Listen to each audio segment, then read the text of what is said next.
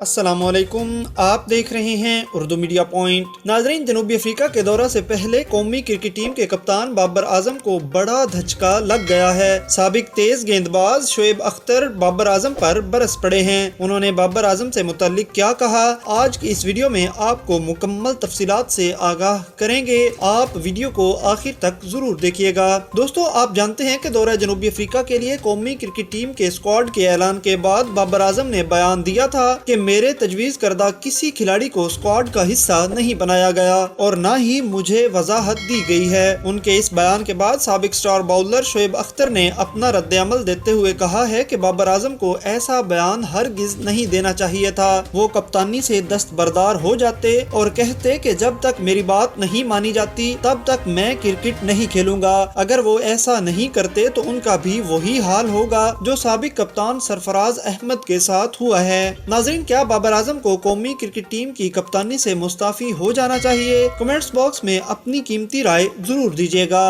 अल्लाह निगहबान।